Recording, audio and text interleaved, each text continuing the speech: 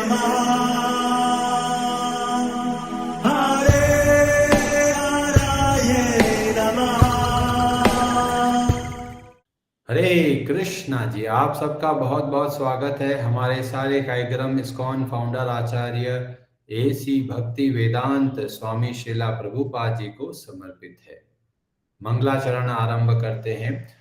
ओम नमो भगवते वासुदेवाय, ओम नमो भगवते वासुदेवाय, ओम नमो भगवते वासुदेवाय। ओम अज्ञानतिमिरान्धस्य ज्ञानाञ्जनशलाकया चक्षुरुन्मीलितं येन तस्मै श्रीगुरवे नमः। श्रीचैतन्यमनोभीष्टं स्थापितं येन भूतले स्वयं रूपः कदा मह्यं ददाति स्वपदान्तिकं। वन्देऽहं श्रीगुरो श्रीयुतपदकमलं श्रीगुरून् वैष्णवांश्च श्रीरूपं साग्रजातं सहगण रघुनाथान्वितं तं सजीवं साद्वैतं सावधूतं परिजनसहितं कृष्णचैतन्यदेवं श्री राधा कृष्ण पादान् सहगण ललिता श्री विशाखान्वितांश्च नमः। ओम विष्णुपादाय कृष्ण पृष्ठाय भूतले श्रीमते भक्ति वेदांत स्वामिनिति नामिने नमस्ते सारस्वते देवे गौरवाणी प्रचारिणे निर्विशेष शून्यवादी पाश्चात्य देश तारिणे नमो महावदन्याय कृष्ण प्रेम प्रदायते कृष्णाय कृष्ण चैतन्य नामने गौर तुषे नमः। हे कृष्ण करुणा सिंधु दीन बंधु जगतपते गोपेश गोपिका कांत राधा कांत नमोस्तुते। तप्त कांचन गौरांगी राधे वृंदावनेश्वरी वृषभानुसुते देवी प्रणमामि हरि प्रिये। वाञ्छाकल्पतरुभ्यश्च कृपा सिन्धुभ्य एव च पतितानां पावनेभ्यो वैष्णवेभ्यो नमो नमः। जय श्री कृष्ण चैतन्य प्रभु नित्यानंद श्री अद्वैत गदाधर श्रीवासादि गौर भक्त वृंद। हरे कृष्ण कृष्ण कृष्ण हरे हरे, हरे राम राम राम हरे हरे। कार्पण्यदोषोपहत स्वभाव पृच्छामि त्वां धर्मसम्मूढचेता। यच्छ्रेयस्या निश्चितं ब्रूहि तन्मे शिष्यस्ते अहं शाधि मां त्वां प्रपन्नम्। हरे कृष्णा जी, भगवद गीता अध्याय 2 श्लोक नंबर 2 आरंभ करते हैं। ब्रजेश्वरी जी, आप पढ़ेंगे संस्कृत। हरे कृष्ण। श्री भगवान उवाच कुतस्त्वाकशमलम् इदं विषमे समुपस्थितम् अनार्यजुष्टम् अस्वर्ग्यम् अकीर्तिकरम् अर्जुन। हरे कृष्ण। हरे कृष्ण। श्री भगवान उवाच, भगवान ने कहा, कुतः कहां से, त्वा तुमको, कश्मलम गंदगी अज्ञान, इदम यह शोक, विषमे इस विषम अवसर पर, समुपस्थितम प्राप्त हुआ, अनार्य वे लोग जो जीवन के मूल्य को नहीं समझते, जुष्टम आचरित, अस्वर्ग्यम उच्च लोकों को जो न ले जाने वाला, अकीर्ति अपयश का, करम कारण अर्जुन, हे अर्जुन। श्री भगवान ने कहा, हे अर्जुन, तुम्हारे मन में यह कल्मश आया कैसे? यह उस मनुष्य के लिए तनिक भी अनुकूल नहीं है जो जीवन के मूल्य को जानता हो। इससे उच्च लोकों की नहीं अपितु अपयश की प्राप्ति होती है। हरे कृष्णा जी, भगवत गीता बहुत अद्भुत ग्रंथ है। क्यों अद्भुत ग्रंथ है? क्योंकि यह कोई सामान्य व्यक्ति नहीं बोल रहा। यहाँ पर बोला गया श्री भगवान उवाच। ये जो बोल रहे हैं, जो उपदेश दे रहे हैं, ये स्वयं भगवान बोल रहे हैं। और अगर भगवान कुछ बोलते हैं, उनमें किसी भी तरह का दोष नहीं है। कई लोग सोचते हैं अरे भगवत गीता में तो भगवान कृष्ण अपनी खुद की तारीफ करते हैं, पर जब हमें पता चलता है ये कोई सामान्य व्यक्ति नहीं बोल रहा है, ये स्वयं भगवान बोल रहे हैं, तो उनके शब्दों में किसी प्रकार का दोष नहीं है। जो भगवान बोल रहे हैं उनमें बहुत बहुत गहराई है, और इसीलिए हमें भक्तों के संग में ऐसे अद्भुत ग्रंथ को समझने का प्रयास करना है। तो हमने कल बताया कि भगवान की परिभाषा क्या होती है। जिनके अंदर 6 गुण है उनको भगवान बोलते हैं, और यह हमने बताया था कि यह वर्णन मिलता है विष्णु पुराण से, और वहां पर बताया गया ऐश्वर्यस्य समग्रस्य धर्मस्य यशश्च श्रेयः ज्ञान वैराग्य यौश्चैव क्षणाम भग इति रणा। ये 6 गुणों को बोला जाता है भग, और जो उनको धारण करता है उनको बोलते हैं भगवान।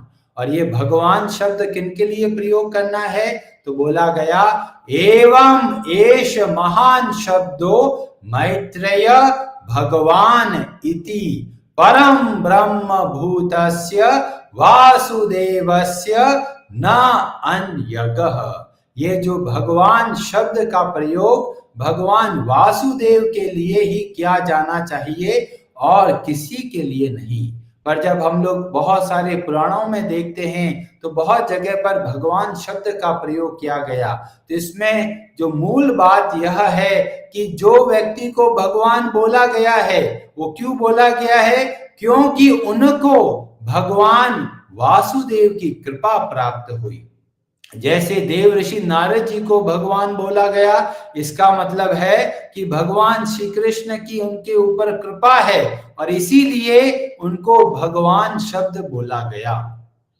तो जहां पर भी भगवान शब्द आता है तो हमको समझना है कि वह भगवान श्री कृष्ण के संदर्भ में है। और हमने बताया था कथा श्रीमद् भागवतम से पौंड्रक के बारे में, और पौंड्रक जो खुद को भगवान घोषित कर देता, वो बोलता है मैं हूं भगवान वासुदेव, सब लोग मेरी पूजा करो। और फिर भगवान श्री कृष्ण आकर उसका वध करते हैं। अभी कई लोग का प्रश्न आता है कि अरे भगवान को वध करने की क्या जरूरत थी, जो अपना काम करो करो, वो बोलता बोलने तो हमको क्या तकलीफ है। बहुत बड़ी समस्या है। अगर जो लोग गलत चीज का प्रचार करते हैं तो सामान्य जनता बहक जाती है, भटक जाती है। इसीलिए जो भगवान के भक्त है उनको चाहिए कि जब कोई व्यक्ति गलत प्रचार करता है तो उनको सुधारे। नहीं सुधारेंगे तो क्या होगा कि समाज का विभाजन हो जाएगा। लोग सोचेंगे ये भी भगवान है, ये भी भगवान है, इनकी भी पूजा कर लो, क्या फर्क पड़ता है। और बाद में पता चलता है अरे वो तो गलत व्यक्ति था। इसीलिए शास्त्रों के आधार पर निर्णय लेना है, और भगवान श्री कृष्ण इसको बहुत अच्छे तरीके से बताते हैं जब पौंड्रक का वध करते हैं और स्थापित करते हैं कि वास्तव में भगवान कौन है, ताकि जो जनता है वे समझ सके और उसके हिसाब से निर्णय ले सके।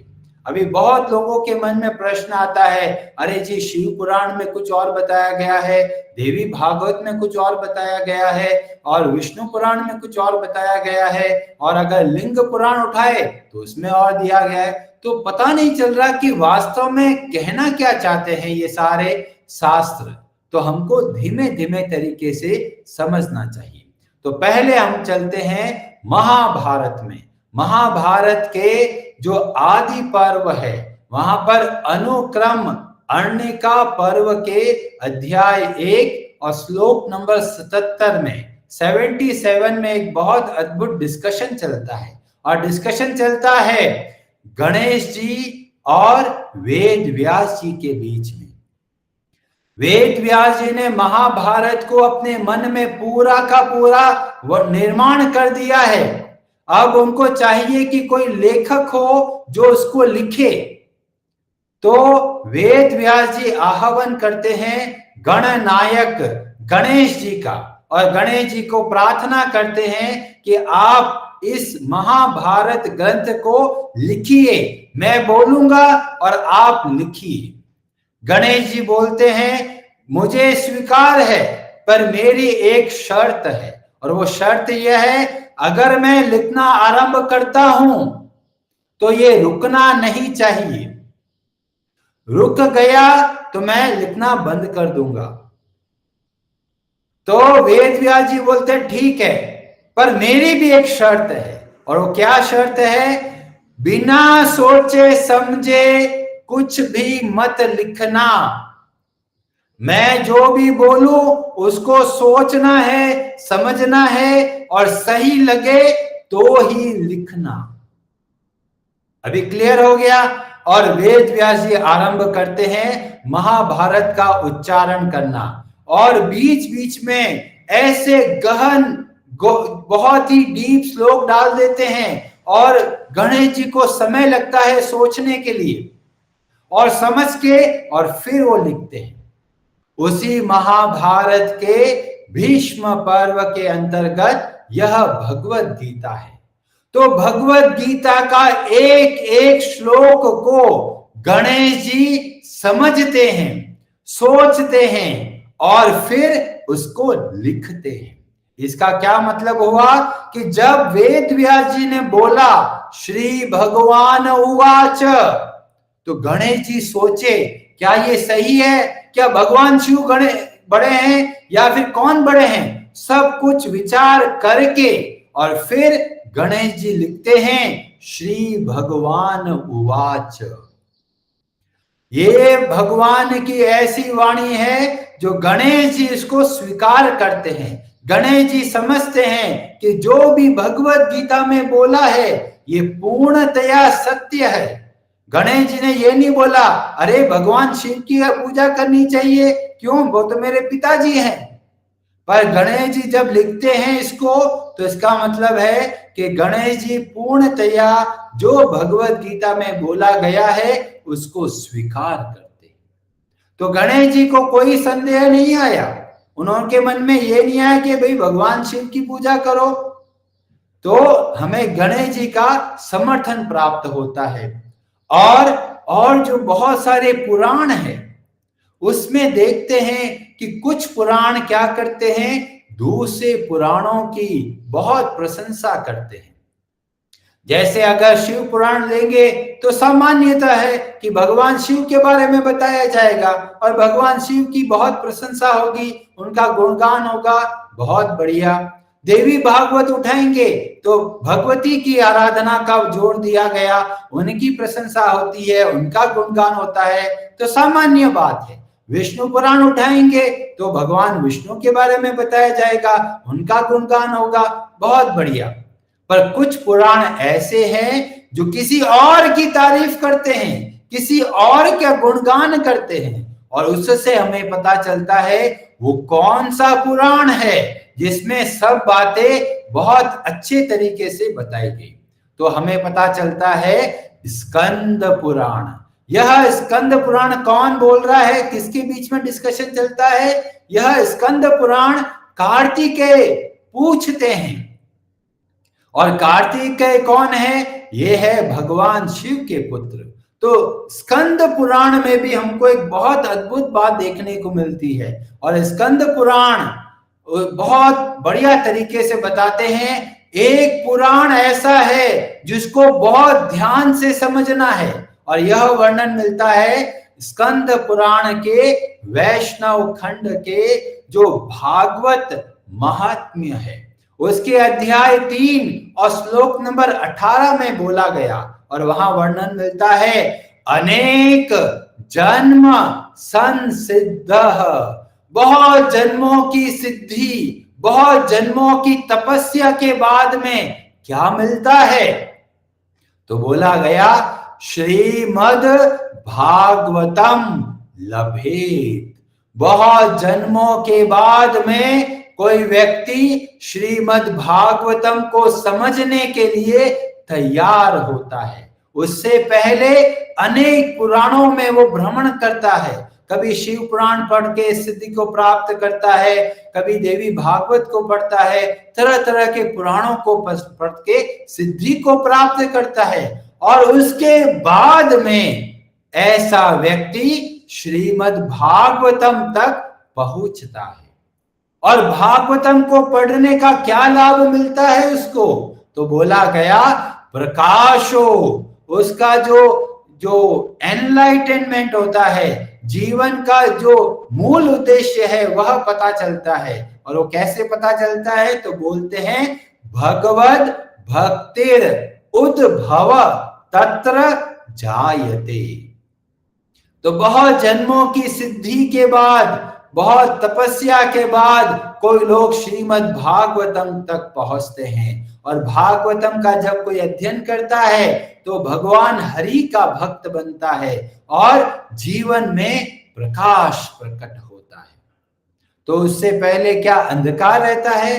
तो बोलते हैं जब तक हम भगवान श्री हरि तक नहीं पहुंचते तब तक हम इस संसार के चक्र में भटकते रहते हैं। और ये श्रीमद् भागवतम क्या बताता है? ये बहुत गंभीर विषय है जिसका वर्णन हम लोग अगले दिन करेंगे। हरे कृष्णा जी, आप सबका बहुत बहुत धन्यवाद। हरे हरे नमः।